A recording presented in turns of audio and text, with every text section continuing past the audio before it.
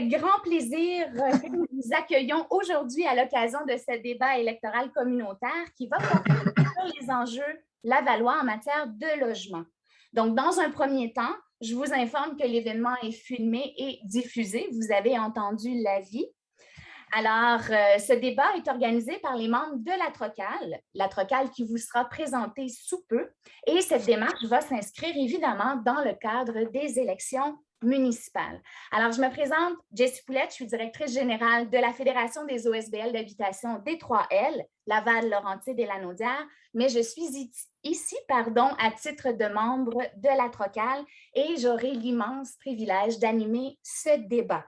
Donc, je le répète, le débat, il est filmé, il est diffusé et on vous propose en fait le déroulement suivant pour notre rencontre. Dans un premier temps, la Trocale sera brièvement présentée et par la suite, nous aurons un exposé des raisons pour lesquelles il importe de tenir un débat. Ça sera notamment l'occasion d'exposer un résumé sur les enjeux et les besoins en matière de logement à Laval. Par la suite, les candidats, cette fois-ci en ordre alphabétique, vont se présenter eux-mêmes et ils vont disposer de 30 secondes pour ce faire. D'accord? Donc, 30 secondes. J'insiste beaucoup, nous serons stricts sur la gestion du temps. À chaque fois, lors des questions, vous aurez 7 questions qui seront posées en 3 blocs. Le premier bloc portera sur le marché locatif privé à Laval. Ensuite, le deuxième bloc abordera les besoins spécifiques en matière de logement à Laval. Et par la suite, on conclura avec un troisième bloc de questions sur le développement de l'habitation communautaire. Je le répète, les candidats auront 2 minutes tapant pour répondre. On est accompagné de Louis qui vous indiquera à 30 secondes de la fin 30 secondes. Ça vous permettra de compléter votre pensée. Et à la fin du 30 secondes, les micros sont fermés. Donc, ne soyez pas surpris, on n'entendra plus rien au-delà du temps imparti.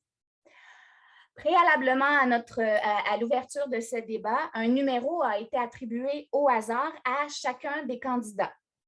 À la première question, le candidat qui a le numéro 1 va répondre en premier, suivi du candidat qui a le numéro 2 et ainsi de suite. Lorsqu'on sera rendu à la deuxième question, alors c'est le candidat numéro 2 qui commencera en premier et on roulera comme ça là, jusqu'à la 7e question. C'est important ici de se rappeler l'objectif pour lequel on se réunit. Et je vous le dis, candidats, on veut obtenir de vous, qui représentez en ce moment votre formation politique, votre vision en matière de logement et on veut connaître vos engagements clairs et concrets. Donc, avant de passer la parole à Mme Chantal Dubé pour la présentation de la Trocale, je vous souhaite un bon débat. Donc, à toi, Chantal, pour la présentation de la Trocale. Alors, bonjour tout le monde. Merci d'être là, de témoigner de votre intérêt pour la cause du logement, qui tient à cœur à tous les organismes communautaires, en fait, et principalement la Trocale qui en a fait un enjeu particulier.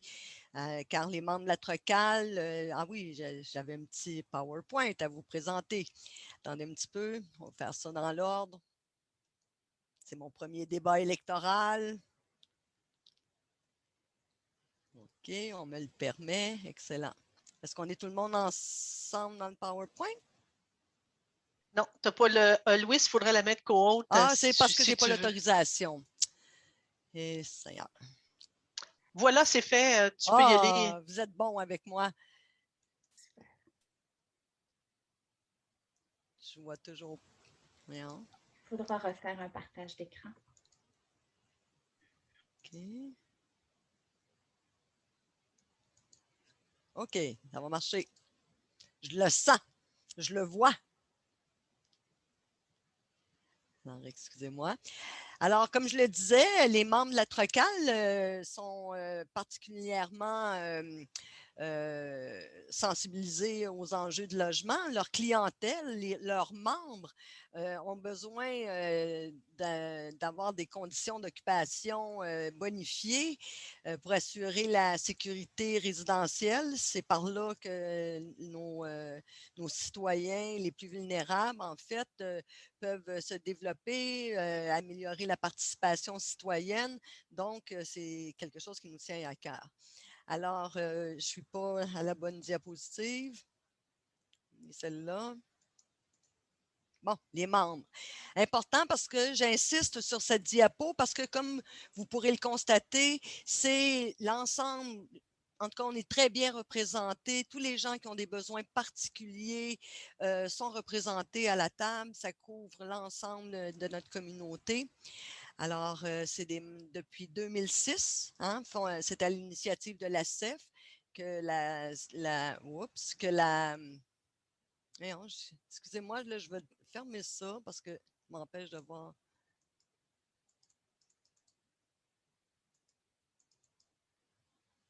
Alors, depuis 2006, à l'initiative de la CEF, la Trocale regroupe, on vient de le voir, une quinzaine de membres. On voit bien que le paysage est diversifié. Ce qu'on fait, hein, c'est qu'on assure une veille. On émet des revendications, des recommandations sur les enjeux à Laval. On agit comme interlocutrice privilégiée, comme on peut le voir ici. Hein, on siège à la commission, comme invité ou comme membre à la commission de l'habitation et du logement social, sur le comité de pilotage de la politique régionale de développement social, le comité de coordination du logement pour le volet logement de la PRDS. Donc, on est très impliqués. Aujourd'hui, on est heureux de vous recevoir. On veut entendre vos positions, votre vision et vous promettre, hein, publiquement, on s'engage, nous aussi, à collaborer de façon sincère et très, très, très engagée pour le logement. Merci d'être là. Merci beaucoup, Chantal, pour cette présentation de la Trocale, de ses objectifs et de ses membres. Je cède tout de suite la parole à un des membres de la Trocale, M. Claude Jourdain, qui va nous entretenir des enjeux et des besoins en matière de logement à Laval. À toi la parole, Claude. Avec un micro ouvert. Un classique sur les ondes de Zoom. Je devrais le savoir, j'enseigne les communications. C'est pas ma voix naturelle, ça, c'est une voix trafiquée par pas un virus que vous connaissez, par tout simplement un rhume. Alors, c'est pas ma voix naturelle, mais j'ai espéré qu'elle va tenir pendant la présentation. Merci aux candidats de se préoccuper, je m'en ai dit, de vous intéresser, mais c'est plus de vous préoccuper de la question du logement parce que la question du logement à Laval, vous allez le voir, j'ai fait un petit... vous avez sorti quelques indicateurs. Je ne voulais pas vous noyer de chiffres, mais je voulais vous donner des indicateurs qui sont significatifs de l'état de la situation du logement pour les gens qui sont locataires. Parce que les gens qui sont propriétaires, oui, ils font face à des difficultés, la hausse des prix des maisons. Vous l'avez entendu, vous l'avez peut-être vécu par des gens que vous connaissez qui cherchent une maison. Les prix se sont envolés depuis 2020, malgré les prédictions de la SCHL qui disaient qu'il y aurait une baisse des prix. Alors, ils se sont trompés complètement. Alors, je ne sais pas si je peux partager mon écran. Mon écran, je ne peux pas partager. Est-ce que vous voulez activer mon partage d'écran? Louis, s'il vous plaît. Pendant ce temps-là, je vais vous dire, oui, la chanson « C'est beau la vie ». C'est beau la vie, surtout quand on a un logement. Voilà, c'est beau, Claude. Quand on est assuré d'avoir un logement et d'être capable de le payer sans devoir couper l'épicerie ou les médicaments ou les équipements pour l'école. Donc, c'est beau la vie dans ce sens-là. Je vais vous partager ma présentation qui va être très courte. On m'a donné 5 minutes. Donnez-moi une seconde que je active ça. Partager l'écran. Ici, je pense que vous la voyez. Oui. Je vais vous mettre ça en diaporama pour que ce soit. Est-ce que vous la voyez toujours?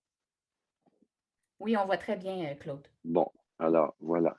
Donc les chiffres que vous allez voir sont tirés de tableaux qui ont été compilés par la commission, la CMM et la SCHL. Il y a des chiffres de 2016 et de 2020, 2019. Là, c'est difficile d'avoir des des chiffres cohérents d'une même année. Là. Les tableaux de la CMM sont très intéressants. J'en ai mis seulement un extrait.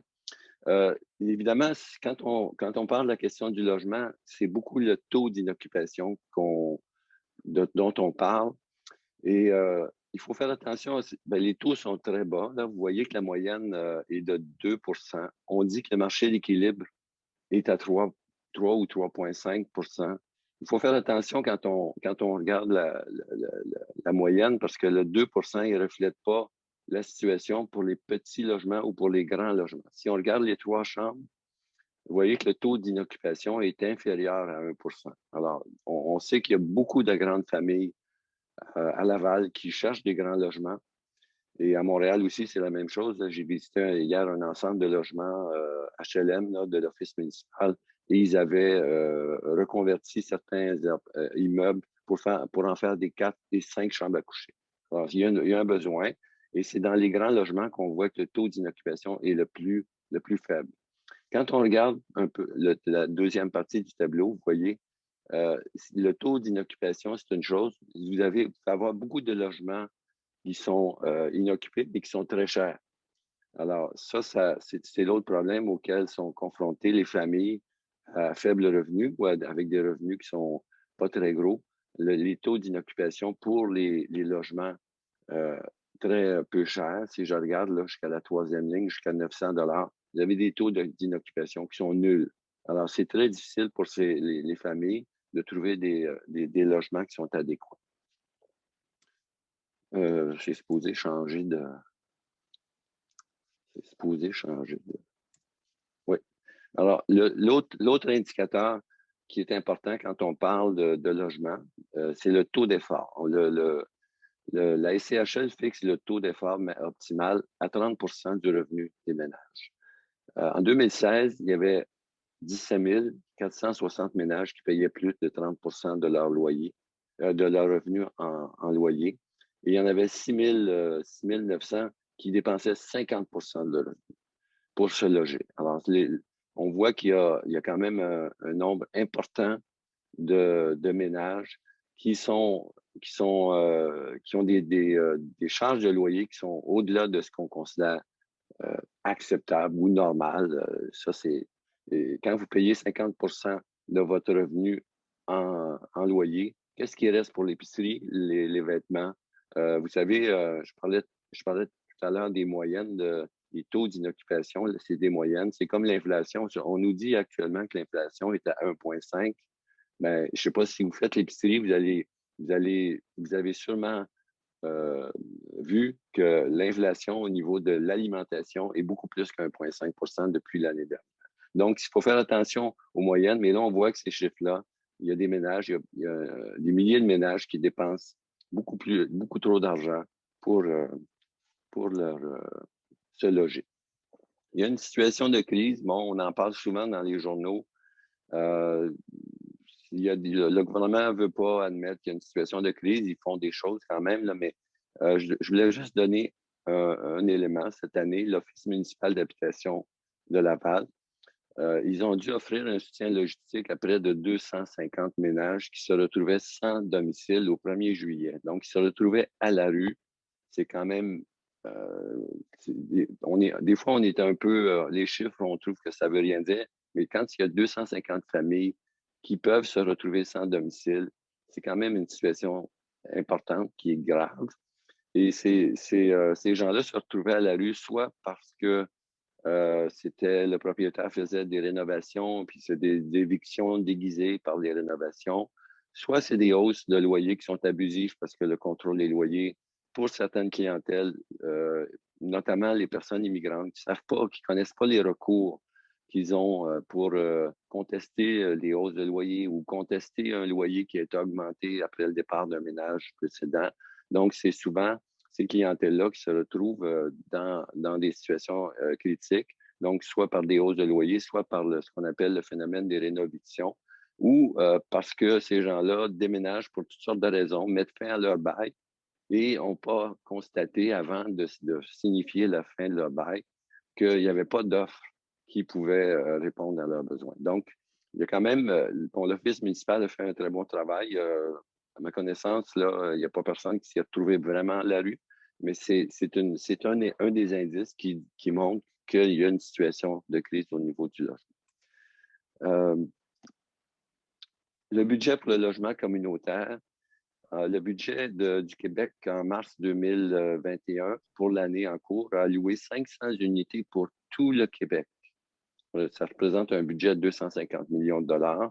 Donc, c'est tout le Québec. Si on regarde ce qui est demandé par l'ensemble des groupes communautaires qui s'intéressent au logement, c'est 3 500 unités de logement qui sont réclamées compte tenu des besoins qui s'expriment là au niveau du logement abordable. Donc, on est nettement inférieur pour tout le Québec à ce qu'on devrait recevoir. Il y a quelques années, je dirais il y a une dizaine d'années, le mouvement de logement réclamait plus de 5 000 unités. Donc, on dirait qu'on s'est réajusté, on demande moins parce qu'on est habitué d'avoir peu. Donc, c'est 500 unités pour tout le Québec. Et je l'ai mis en rouge parce que c'est vraiment quelque chose d'important pour vous là, comme candidat. C'est que Laval n'a obtenu aucune unité dans la programmation de cette année. Alors, il n'y a pas d'unité de logement communautaire qui va être construite, qui va être accordée à Laval cette année. Et ça représente quand même quelque chose d'important. C'est la deuxième ville qui reçoit l'immigration dans la région de Montréal, au Québec, en fait. Donc, c'est vraiment important de souligner ça. Et bon, il faut on vous pose la question là, de comment vous réagissez par rapport à ça. Et c'est sûr que ce sont les villes qui réclament des unités de logement communautaire qui vont en obtenir. Les villes qui ne réclament pas n'auront pas d'unité communautaire, de logement communautaire. Je mets ça simplement là, en comparaison, le prolongement de 8 km de l'autoroute 19 là, entre l'autoroute 440 et Bois-des-Filions. C'est un budget de 600 millions qui est prévu pour 8 km de route. Alors, c'est une comparaison que je voulais vous montrer entre ce qu'on accorde pour le logement communautaire, 250 millions, et pour 8 km de route pour une autoroute qui est sûrement nécessaire, mais c'était pour vous donner une comparaison. C'était ça, ma présentation. Je ne voulais pas vous assommer avec des chiffres. Voilà. J'ai terminé de mon côté. Merci beaucoup, Claude. Il reste juste à enlever le partage d'écran pour conclure. Oui, je vais faire ça. Merci. Merci je voulais beaucoup. juste remercier Chantal qui m'a alimenté pour ces données-là, en passant. Bien, un vrai travail d'équipe. Merci. Merci encore. La table, elle est bien mise. Alors, on serait déjà rendu à la présentation des candidats.